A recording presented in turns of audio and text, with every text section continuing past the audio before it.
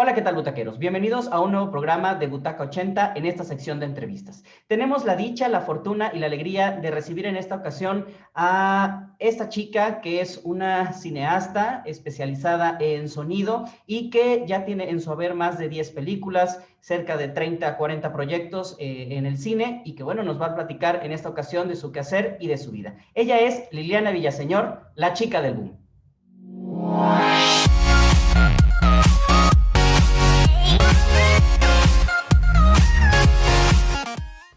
Hola, ¿qué tal? ¿Cómo estás? Muy bien, muy bien. Qué bueno, bienvenida a este programa de entrevista de Butaca 80. Muchas gracias por la oportunidad. No, muchas gracias a ti por invitarme. Perfecto. Bueno, pues vamos a ir empezando con esta entrevista, charla y vemos qué va saliendo.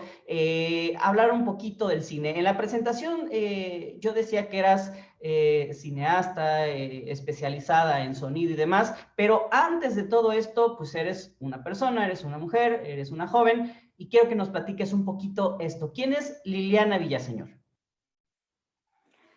Bueno, pues, ¿qué te cuento? Yo, pues sí, soy una chica que le gusta mucho el cine y que decidió estudiar cine.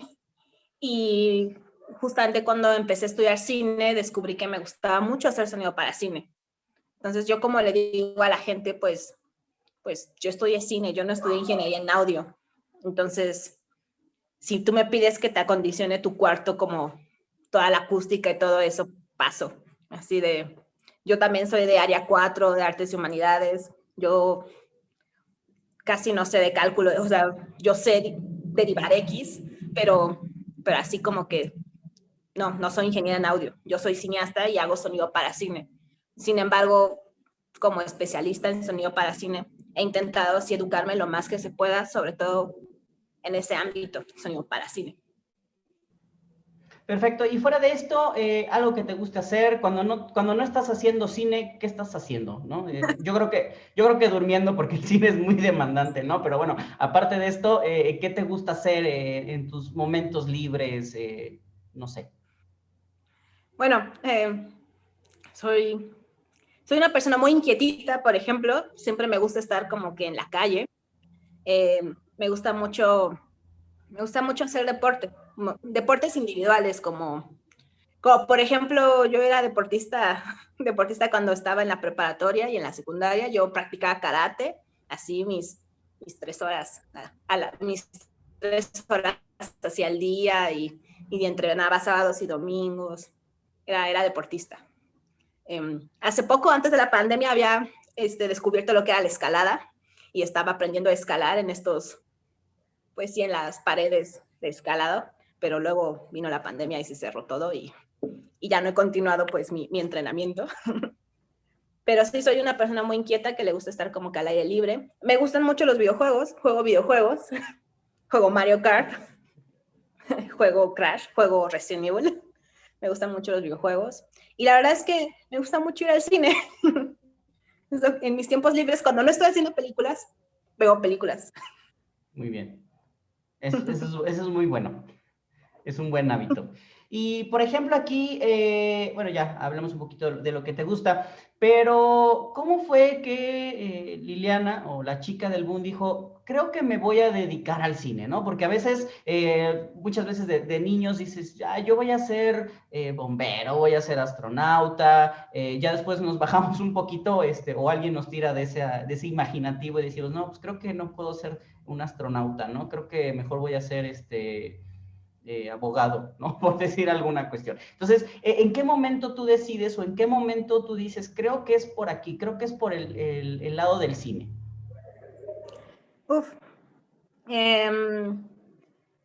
No sé si recuerdas, no sé qué edad tengas, tal vez voy a decir mi edad a partir de este comentario, pero recién empezaron los DVDs, tenían este contenido especial y se empezó a habituar que los DVDs tuvieran el making of de la película.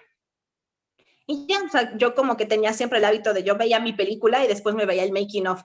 Y así, de hecho desde antes, yo recuerdo que tenía el VHS de Blancanieves y el VHS de Pocahontas y tenía un making of de cómo se hicieron esas películas en animación.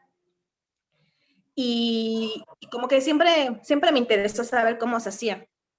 Y conforme como que yo iba creciendo, iba intuyendo cómo se hacían las películas. Por ejemplo, a mi mamá le encantan, le gustaban mucho las comedias románticas de Meg Ryan. Y un día hicimos como que un maratón de comedias románticas de Meg Ryan.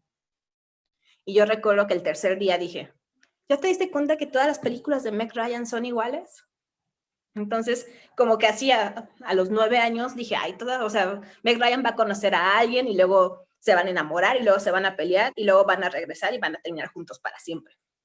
Entonces, así como que me di cuenta cómo empezaban a hacer las estructuras o cuando salió Harry Potter yo decía, es que tiene que haber una persona que lo único que haga sea hacer varitas, ¿no? Tiene que haber una... Y luego cuando veía las cabecitas que hablaban así, yo decía, es que eso se tiene que grabar 2 veces porque si no, se va a ver la cámara del otro lado. Y el punto es que yo me la pasaba así hablando de seguramente se hizo así, hasta que un compañero de la escuela me dijo, ¿ya te diste cuenta que si te gusta mucho hablar de cine, tal vez deberías hacer cine? Yo dije, ay, ¿se puede estudiar cine? Y ya le dije a mamá yo estaba en la secundaria a los 14 años, 14, 15 años, le dije, oye, quiero estudiar cine. Y ella me dijo, ok, la UNAM tiene escuela de cine. Yo dije, ah, bueno, sí, está bien. Y entré a la prepa, o sea, yo entré a la prepa en la UNAM con la idea de, sí, cuando yo salga de la prepa voy a estudiar cine en el CUEC, y en el CUEC, y en el CUEC. No estudié cine en el CUEC, lo intenté. Pero, pero sí, o sea, yo sí entré a la prepa con esa onda, y de hecho fue antes de la nominación de Cuarón por los Niños del Hombre, antes de Lubeski. O sea, yo entré a la prepa antes del boom cinematográfico de nominaciones y salí de la prepa con el boom cinematográfico de nominaciones, lo cual también fue muy benéfico para mí porque hizo también que hubieran pues muchos cursos de cine, así como que retrospectivas de cine, curso de apreciación cinematográfica. Entonces, también eso me ayudó para que yo pudiera estudiar cine. Perfecto, pues sí, y como decías, ¿no? A mí también me tocó esos making ofs en los DVDs, ¿no? Y creo que ahí son escuelitas, mini escuelitas de cine que aprende uno a poder apreciar todas las partes que no ve ya en el producto final, ¿no? Por ejemplo, el área de cinematografía, de efectos especiales, de efectos visuales y demás. Y hay una parte muy especial y como yo le decía un poco, a veces se olvida dentro de las películas, precisamente como ya nos entregan un producto terminado, por ejemplo, un platillo, pues nosotros no lo comemos, pero no estamos pensando, ah, lleva cebolla, lleva cilantro, lleva, no sé, ¿no? Cualquier cosa, sino ya simplemente lo comemos, lo degustamos, nos gusta o no, pero tiene estos ingredientes muy especiales que sin ellos no sabría igual. Y una parte tan importante es el sonido, ¿no? Y creo que es aquí donde creo que un pilar bien interesante y que mucha gente a veces no lo nota o piensa que es bastante sencillo y no, que también el sonido se divide en muchas ramas, no es como de, pues nada más pones un micrófono, grabas y ya, ¿no? Sino tiene todo un estudio, tiene un proceso y demás. ¿Por qué decides tú ya entrando en el cine, no dijiste a lo mejor, bueno, es que quiero ser directora o quiero ser cinefotógrafa o quiero ser productora o quiero estar hacer guión o quiero estar en el diseño de arte, sino quiero hacer sonido? ¿Cómo fue este proceso? Y también quiero que nos cuentes precisamente un poco qué es lo que haces como especialista en sonido. Va, pues mira, originalmente cuando yo decidí estudiar cine, yo sí quería ser directora. De hecho, a mí sí me gusta dirigir y yo en la escuela, o sea, cuando estudié cine, yo sí hice mis cortometrajes y pues yo sí hacía mis ejercicios de dirección y sí me gustan. Solo que en un momento me di cuenta que iba a tener que trabajar. Y así, bueno, no soy millonaria, necesito trabajar. ¿Cuál es el oficio cinematográfico que más me gusta? Y honestamente, también pensé en ser cinefotógrafa. La fotografía me gusta mucho, o sea, claro que comparto mucho pues, toda esta onda de la luz y los colores, o sea, toda la gama de colores y ver cómo funciona el RAW y meterle luces, es muy impresionante, o sea, sí es muy apasionante. Y, Pero lo que me di cuenta es que todo el mundo quería ser cinefotógrafo. Y entonces, haciendo cuentas, decía, a ver, 1, 2, 3, 4, 5, somos 10, 5 directores, 5 cinefotógrafos, no me hacen las cuentas, necesitamos un sonidista, porque así si yo soy sonidista puedo trabajar en 10 proyectos. Y también, tomando en cuenta eso, cuando tienes que trabajar, también tienes que saber en qué departamento te mueves bien, o sea, manejas bien el estrés. Digo, el mejor escenario siempre es esto, ¿no? Te vuelves un director famoso y diriges y bla, bla, bla, y lo único que haces es dirigir. Pero siempre hay que pensar en el peor escenario. Y el peor escenario es, tienes que trabajar y te vas a enojar y te vas a estresar. ¿Con qué estrés puedes lidiar mejor? Y la verdad es que yo puedo lidiar mejor en un estrés de sonidista que en un estrés de productora o en un estrés de asistente de producción. Yo recuerdo que en la escuela esas cosas me ponían muy de malas. Más que de malas me estresaban demasiado. Entonces, si quiero vivir un poco más, dije, no, necesito pues sí, un oficio en el cual yo pueda manejar mi estrés. Y así es como decidí dedicar como que mi vida profesional al sonido. Ahora, yo llegué a ser sonidista al departamento de sonido mucho antes de estudiar cine, porque como sucede mucho en varias producciones, pues siempre buscas como que, en producciones estudiantiles sobre todo, buscas como que al joven adolescente entusiasta que quiera aprender. Y sí, yo fui el joven adolescente entusiasta de 18, 19 años que quería aprender. Y yo me iba a cortometrajes del CCC a aprender. O sea, yo llegué a ser asistente de producción en esos cortometrajes, llegué a hacer arte y de repente en un momento les hacía falta un microfonista. Y yo como adolescente entusiasta dije, sí, claro, yo lo hago. Y lo hice. No sé si haya sido la mejor decisión para el cortometraje, pero sí fue una gran decisión en mi vida porque descubrí un mundo que no sabía que existía. O sea, como todas las personas, pues mi educación era más visual. Entonces, cuando descubrí el mundo del sonido y descubrí todas las cosas que se escuchaban, en realidad es como cuando aprendes un idioma nuevo. Aprendes inglés y entonces pues, puedes leerte todas las cosas en inglés. Y cuando yo descubrí el sonido, pues descubrí una parte de las películas que no sabía que existían. O sea, sabía, pero no la conocía.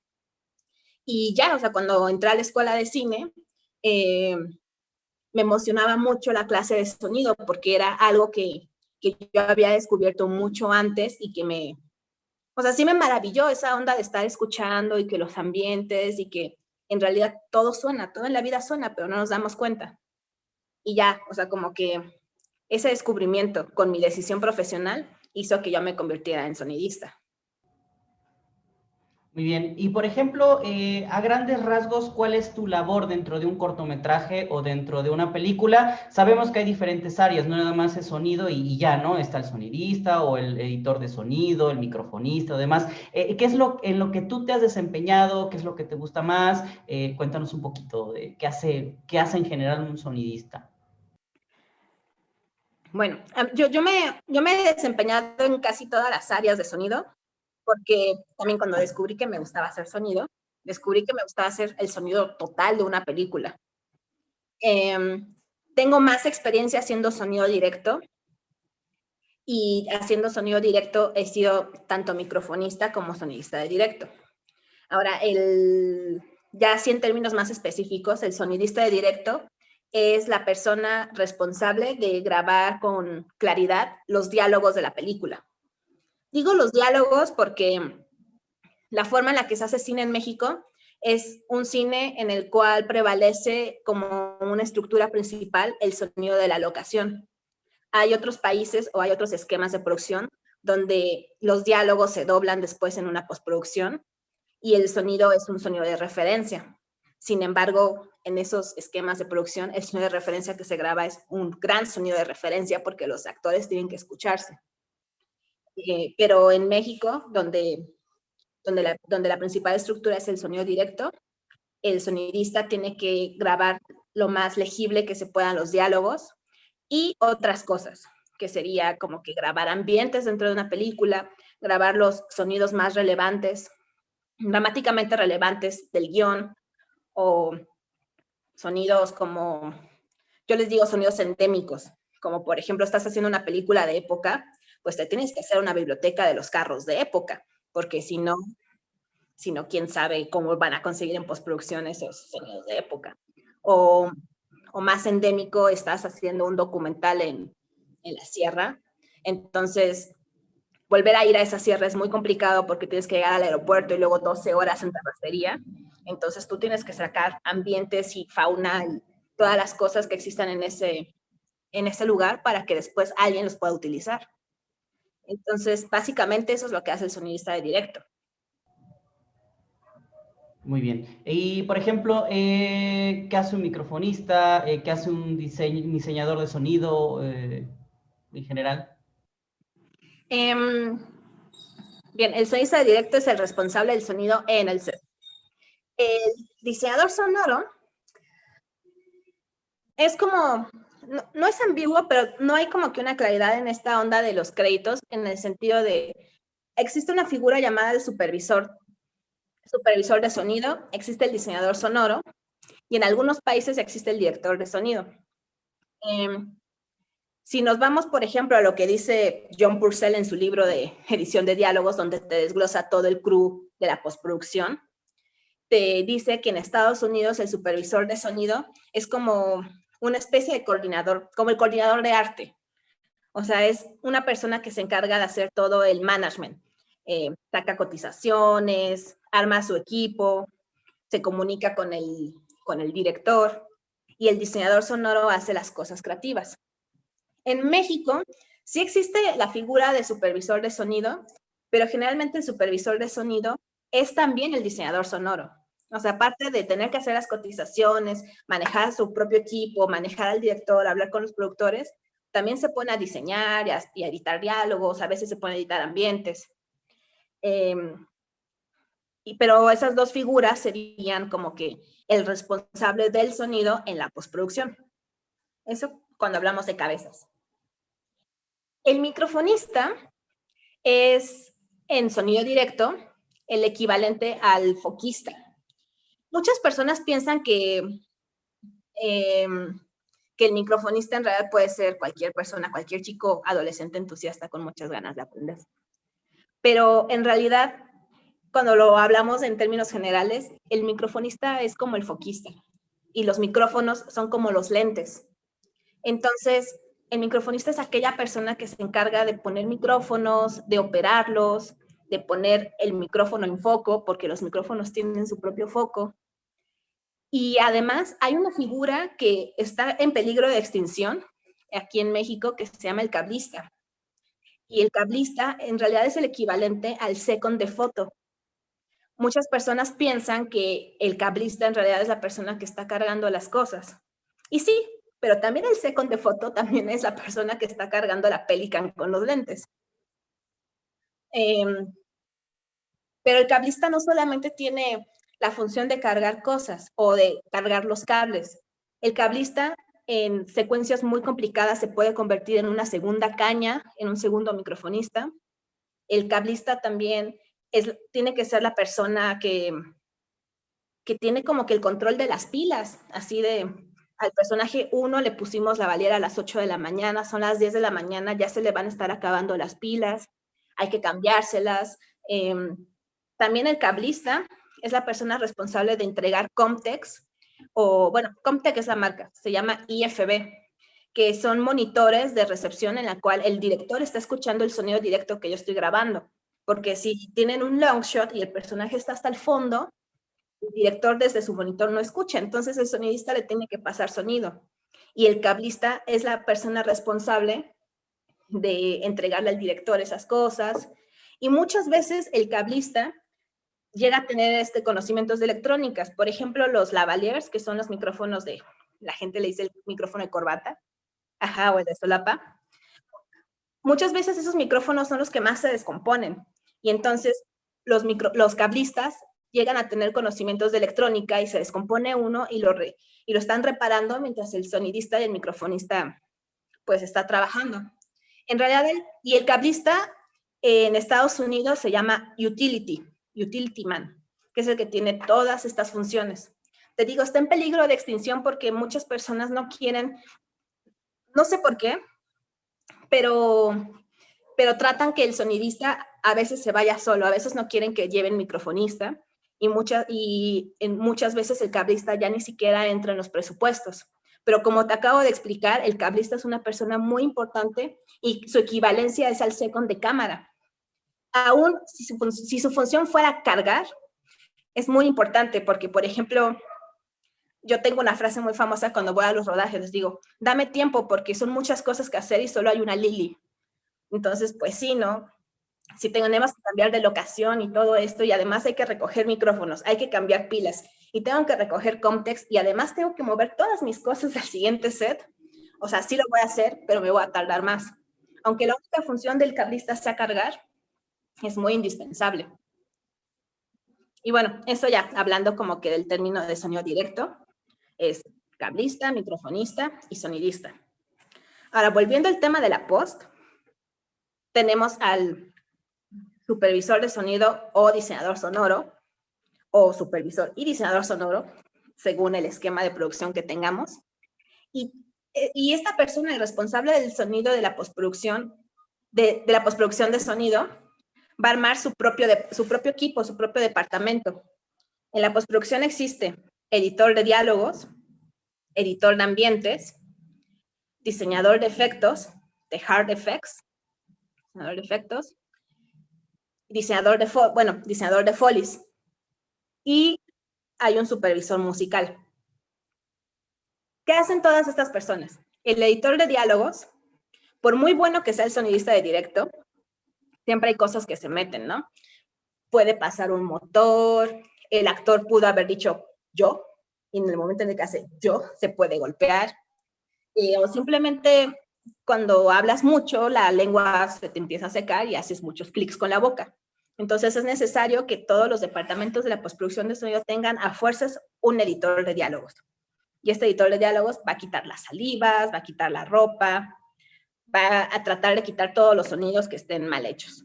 O sea, todos los sonidos que se hayan metido en el sonido directo, porque así te lleves al mejor sonidista de directo, a fuerzas tienes que tener una edición de diálogos.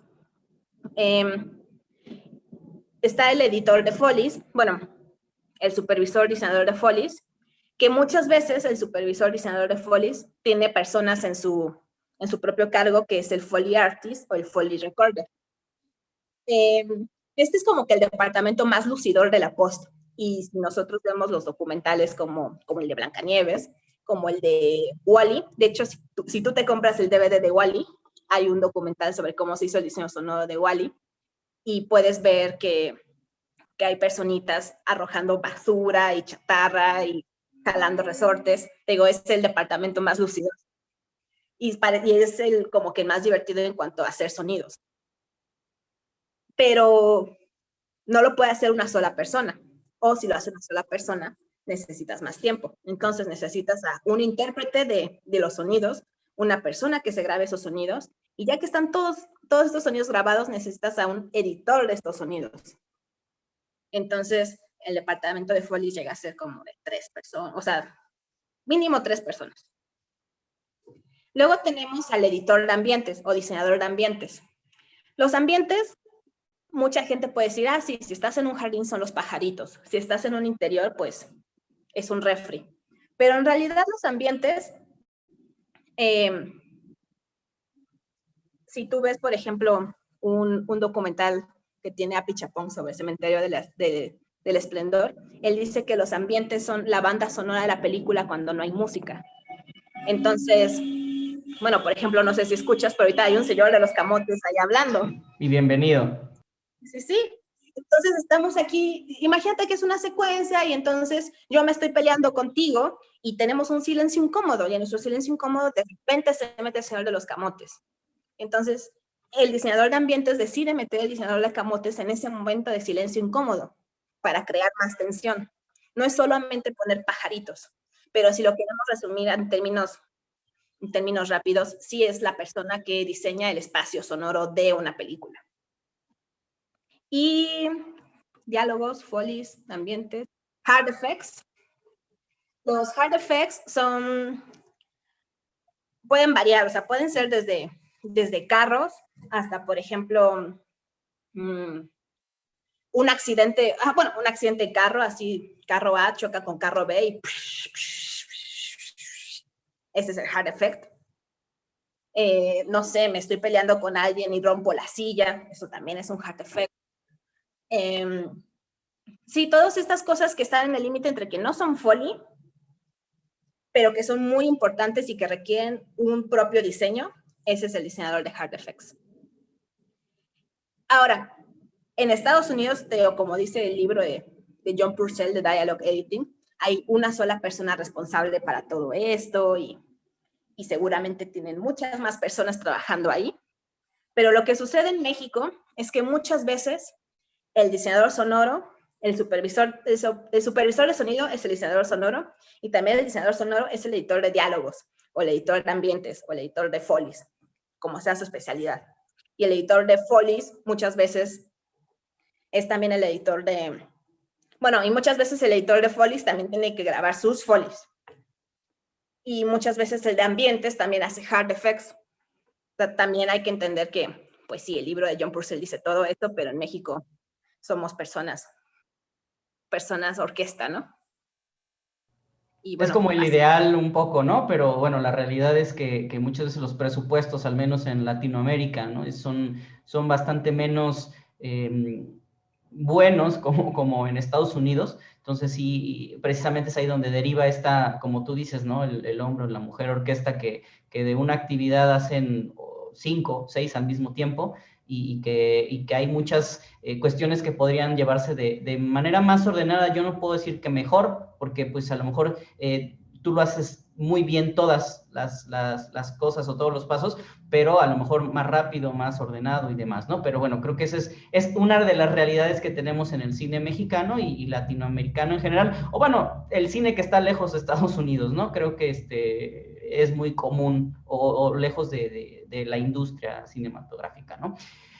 Y por ejemplo, decías ya del sonido, yo al principio decía un poco de que pareciera que el sonido nada más es ir y grabar y ya, y si nos imaginamos un poquito, pues voy a bajar una cancioncita, se la pongo y ya va a sonar bien padre mi cortometraje o bien bonita mi película. Y pues ya vimos la realidad que tiene muchos departamentos, muchas actividades, muchas cosas que hacer en el sonido, por eso decía que es de gran importancia, tan grande que está a la par de la cinematografía, por ejemplo. O sea, no podemos entender una película, o al menos una película sonora, quiero aclararlo, ¿no? Porque a lo mejor antes pues, el sonidista no era necesario, ni existía, ni se pensaba en el cine silente, ¿no? Por ejemplo, pero bueno, la realidad del cine sonoro es esta, ¿no? Que tiene una gran relevancia e importancia. Y el cine mexicano, mucho tiempo creo que padeció un poco de esta parte del sonido. Eso al menos una perspectiva muy personal. A veces hay algunas películas que se escuchan un poco extrañas, que rompen esta un poco ilusión, y vuelvo a repetir, es una opinión muy propia, que rompen esta ilusión de pensar o de sentir que lo que estamos viendo en la televisión o en el cine es algo real, porque se escucha algo extraño, se escuchan ecos medios raros, o el diálogo apenas es perceptible porque hay muchos demás ruidos. Entonces, no sé si esto era precisamente porque el presupuesto para la parte del sonido era muchísimo menor y se hacían trabajos con lo que se podía, con lo que se tenía, pero creo que al menos en los últimos años el sonido, al menos en el cine mexicano, se ha fortalecido y creo que se ha hecho de manera mucho más profesional. Creo que también los aditamentos y la tecnología ha avanzado de tal manera que se pueda hacer mejores cosas o al menos más fieles, ¿no? En cuanto a calidad se refiere.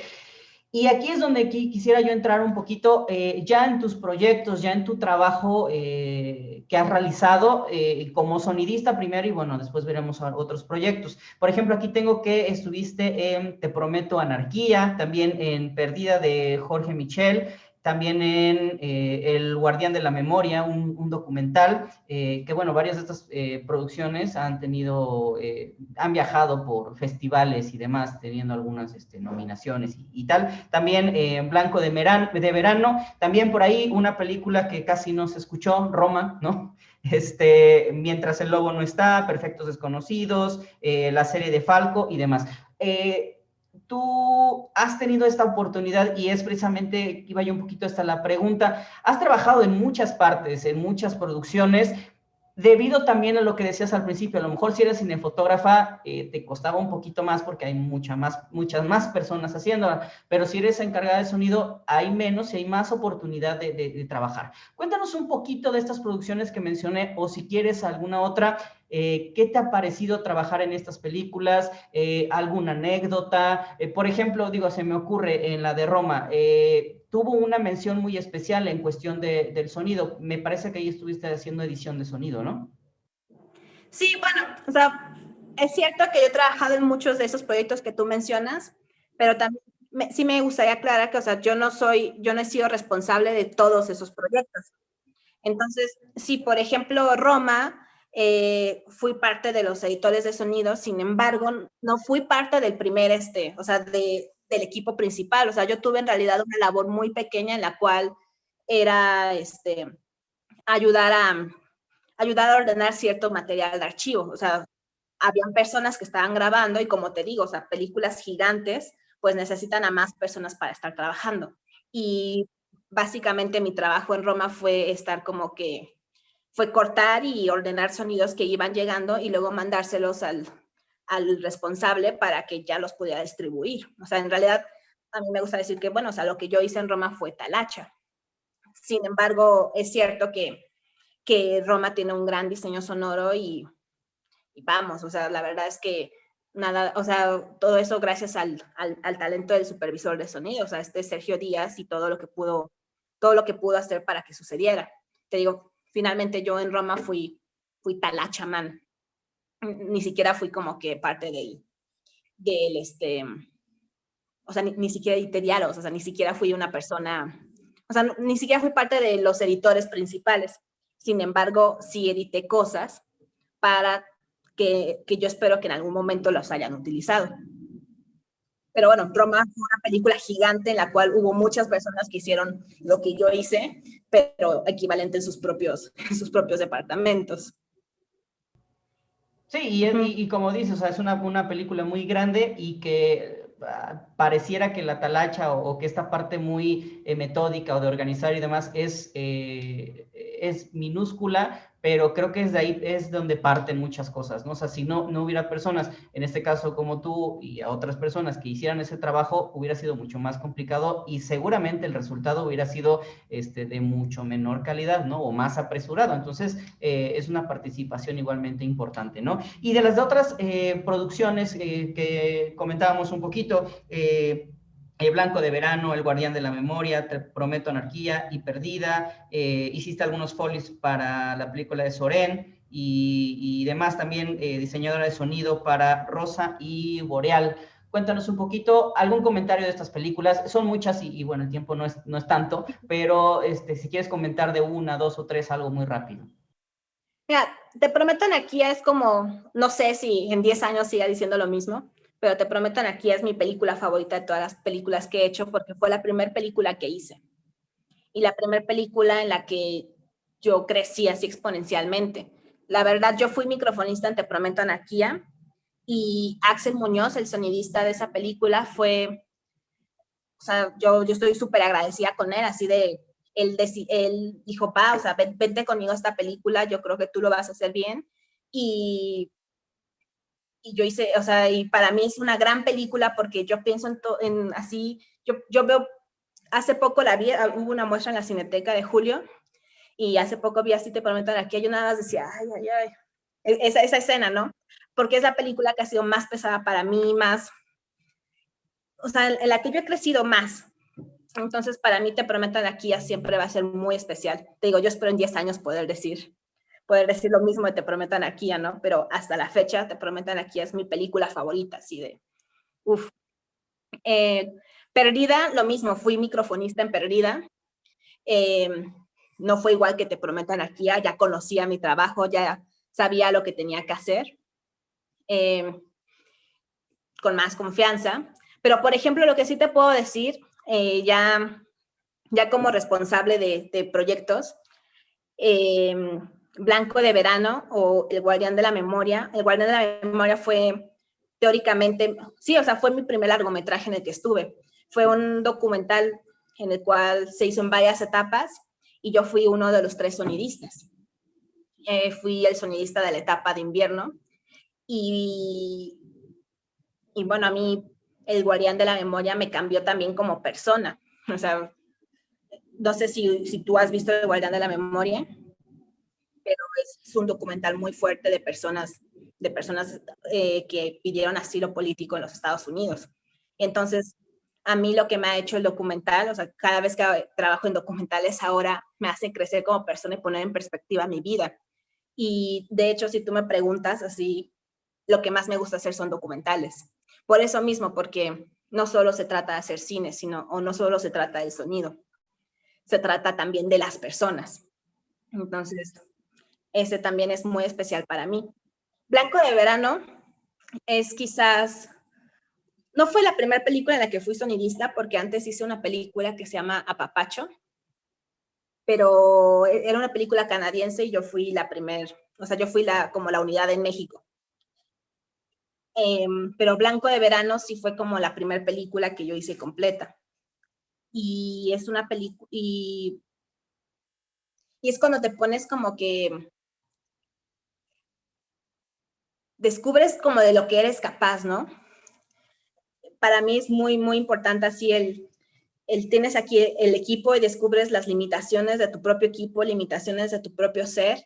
Y, y vamos, si tú ves Blanco de Verano, tiene mucho plano secuencia y nosotros somos de bajo presupuesto y tenemos muchos cables que tirar.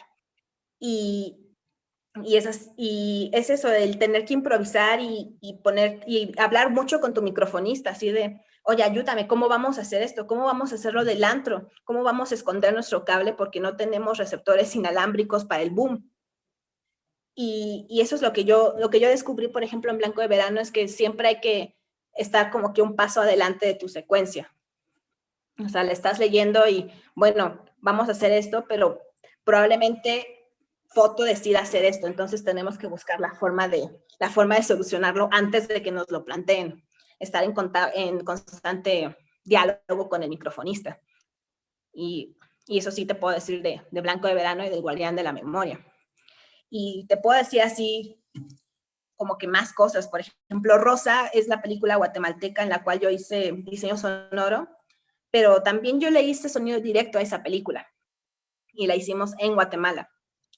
Y el descubrir que también hay otras formas de hacer cine en otros países. También descubres que en realidad para otros países la gente ve a México como una industria, mientras nosotros decimos, es que no somos como Estados Unidos el otro, bla, bla. No, o sea, nosotros también tenemos nuestra propia forma sistematizada de hacer cine. Y entonces uno llega con su propio ritmo y vamos a hacer esto, bla, bla, o sea, y dices, no, aguanta, el cine se hace diferente aquí. Vamos, el unicel no se llama unicel en Guatemala. Son cosas, son limitaciones, se le está grabando en la frontera las frecuencias. Y Rosa es de las películas que yo también he disfrutado demasiado en la vida. Y es la primera película que yo hice completa, desde la lectura del guión, el sonido directo, hasta la mezcla. Y también es como una experiencia completamente diferente, porque cuando uno hace post, descubre cosas de directo. Entonces, mientras yo hacía Rosa, dije, pude crecer como sonidista. Así de, no, es que estuvo bien que hiciera esto. Qué bueno que me hice tal wild track. Qué bueno que hice tal. Es que tal vez debía haber pedido esto. Un sonista de directo tiene a fuerzas que hablar con el diseñador sonoro de la película que hizo, porque si no, va a pensar que hizo todas las cosas bien y en realidad nadie le dijo, oye, hiciste las cosas mal. O al revés, a lo mejor piensas que hiciste todo mal. En Blanco de Verano, como te digo, fue de mi primer película, yo estaba demasiado estresada. Dije, chin, seguramente aquí se acabó mi carrera, hice mal esto, el otro, bla, bla. No, sí, así toda exagerada, así toda crazy in Spanish. Entonces, le escribí al diseñador sonoro y él me citó y fuimos a su estudio y todo y me dijo, no, es que está bien. Me dice, yo entiendo la película que fue y en realidad no doblamos y y lo hiciste muy bien, utilizamos tus wild tracks, qué bueno que lo hiciste, tal vez hubiera faltado más wild tracks de tal cosa, pero lo difícil lo grabaste. Entonces dije, ok, no lo hice tan mal. O sea, también está bien decirle a la gente lo que hace bien, como está bien decirle a la gente lo que hace mal. Y eso es lo que aprendes, o sea, cuando hay un diálogo entre el rodaje y la post. Muy bien. Y Ya. bueno, de estos, sí. Y de estos proyectos, bueno, como te digo, no mencioné todos porque has participado en muchas cosas y eso es muy bueno, lo que precisamente estaba diciendo, ¿no? Lo que te va dando seguridad, te va dando experiencia. Y aquí estoy viendo las cuestiones que has hecho o los proyectos que tienes de sonido. También por ahí tuviste un cortometraje de titulación para irse, volver, ¿no? Creo que es bueno, con el cual tú saliste de la carrera.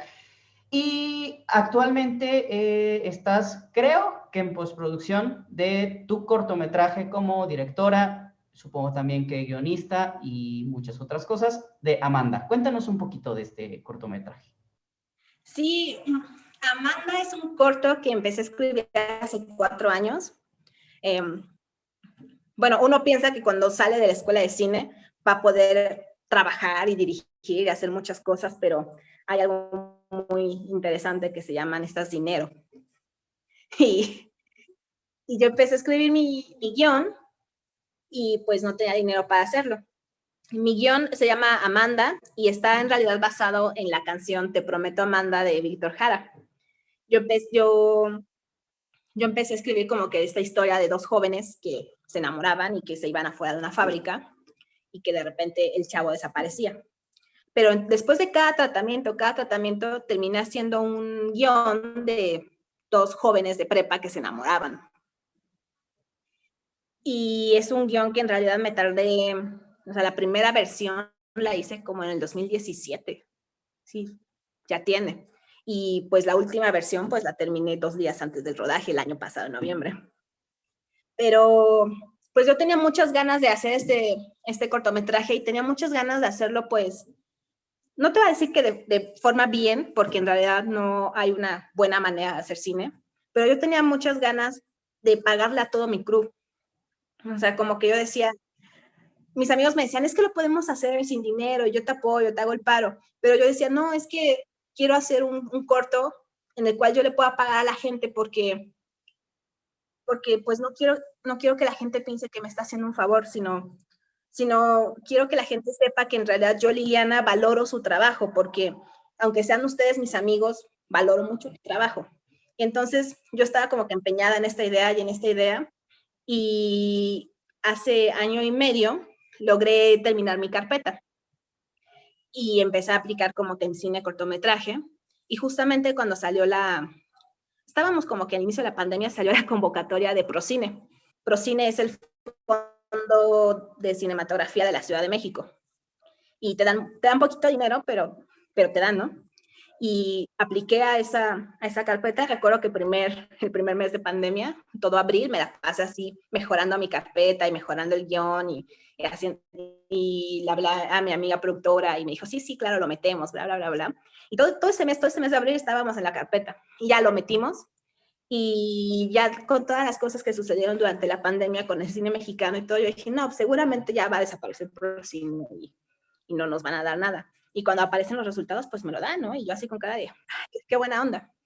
Y bueno, ya, o sea, eso como que en términos de producción, pero en realidad grabamos en noviembre del año pasado y el domingo, no, hoy es martes, el sábado pasado terminamos la mezcla del cortometraje y ya terminamos la corrección de color.